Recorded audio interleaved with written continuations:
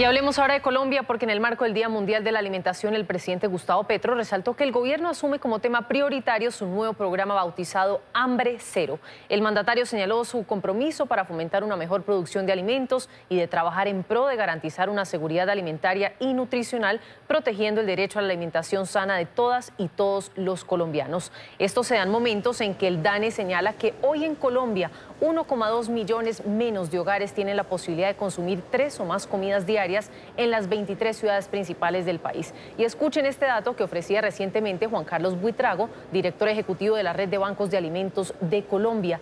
Cada año en Colombia se bota a la basura el 34% de los alimentos que se producen, el 40% de estos se pierde desde la producción agropecuaria, el 23% en la post cosecha, el 21% en la distribución y el 16% en los hogares colombianos. Buitrago señala que con estos porcentajes podríamos darle de comer a 8 millones de colombianos 3 veces al día durante todo el año. El hambre sin duda es uno de los mayores desafíos de nuestro tiempo, lo que ha venido alertando la Organización de las Naciones Unidas para la Alimentación. 690 millones de personas padecen hambre crónica en el mundo y 840 millones la padecerán para el año 2030. En el caso puntual de Colombia, atención, el 54,2% de los hogares presenta inseguridad alimentaria. Escuchemos las declaraciones del presidente Gustavo Petro sobre el tema.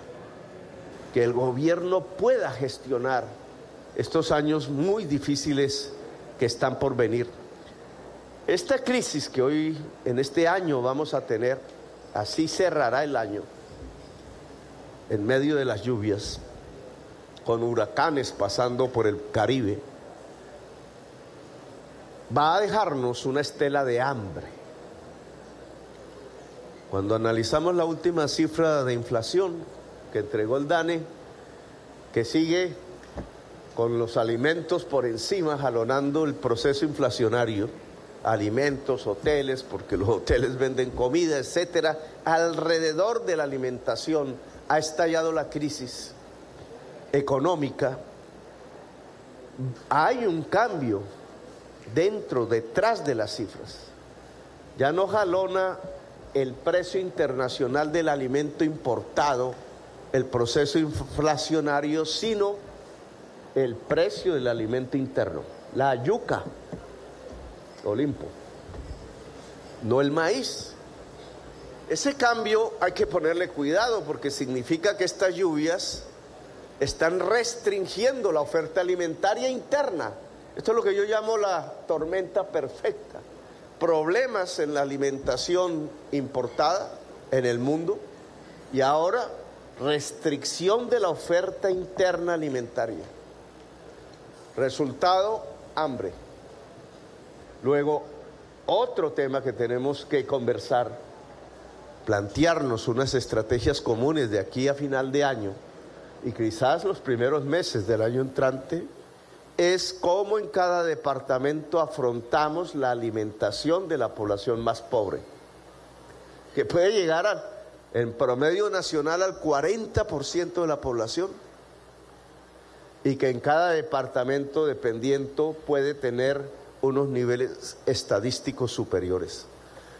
El hambre, que tiene medidas de corto plazo, llevar comida como podamos, que tiene elementos de mediano y largo plazo, como hacer una reforma agraria para producir más alimentos, como subsidiar los fertilizantes, como lograr que la tecnología se transfiera, cómo lograr tener una población que quiera cultivar la tierra, porque se ha perdido la cultura agraria de Colombia a partir de la destrucción del poderío agropecuario que tenía este país desde nuestros abuelos y antes, para que se ha venido deteriorando a través de los últimos años, generando en el campo los espacios de la violencia y de la muerte. Los planes de alimentación, que yo creo que hay que trabajar conjuntamente, no lo que nosotros queramos, además desconociendo desde la nación muchas realidades que solo se pueden vivir en el territorio mismo. No se pueden imponer, hay que concertarlos. ¿Cómo logramos rápidamente comprar cosechas donde podamos, llevar comida abrir dispensarios, utilizar la red de tenderos para no producir una concentración mayor de la riqueza, privilegiando una cadena de las grandes de superficies comerciales del país. ¿Cómo logramos que la comida también pueda producir una democratización, pueda ser un factor de justicia social? Y atención a esta noticia en Colombia del Tren de Aragua. Mucho se dice, pero lo que les vamos a mostrar hoy revela no solo el poderío de esta organización, sino la despiadada que es para mantener el control del crimen organizado en la ciudad de Bogotá. Noticias RCN tuvo acceso a nuevos videos y pruebas de las autoridades. Incluso les vamos a mostrar la libreta de apuntes que comprueba las grandes sumas de dinero que mueve esta banda por las calles de la capital del país. El Tren de Aragua. Una de las organizaciones delincuenciales más peligrosas, temidas y sanguinarias en Sudamérica, extendió hace más de año y medio sus tentáculos criminales a Colombia y puso su principal centro de operaciones en la capital del país, Bogotá. Organización que planeaba milimétricamente no solo su actuar criminal, sino sus movimientos financieros, que hoy revelaremos en exclusiva en Noticias RCN.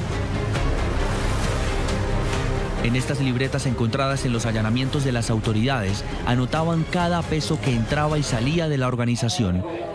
Escribían allí desde sus gastos en mercado, el arriendo de los lugares donde cometían sus crímenes e incluso tenían perfectamente estructurados los valores que tenían artículos con los que se financia el Tren de Aragua: marihuana, base de coca, bazuco y licor adulterado.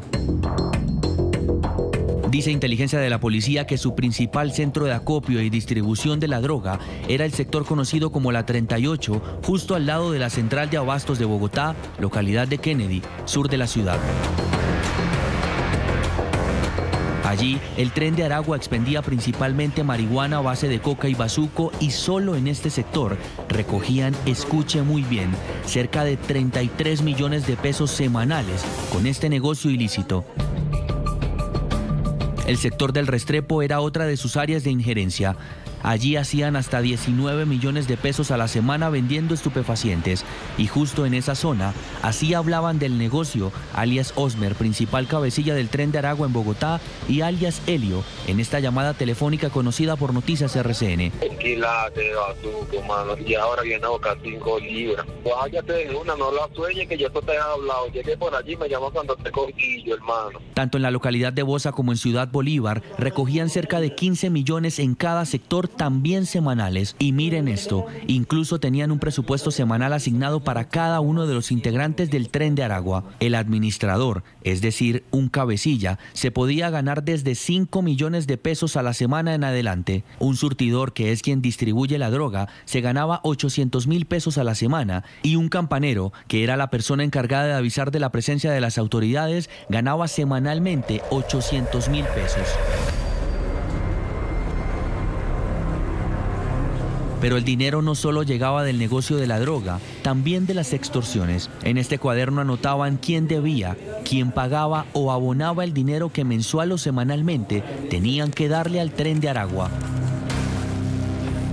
Es así como, al menos en registros oficiales de las autoridades, quienes durante más de un año le siguieron muy de cerca la pista al Tren de Aragua, pudieron determinar que se trataba no de cualquier banda, sino de una organización criminal que, escuche esto, cada mes generaba entre droga y extorsiones más de 328 millones de pesos mensuales y cerca de 3.938.000 pesos al año. Así cayó el Tren de Aragua, una organización delictiva que actuó siempre sin saber que desde hace mucho le seguían la pista y que hoy se encuentra prácticamente desarticulada en la capital del país.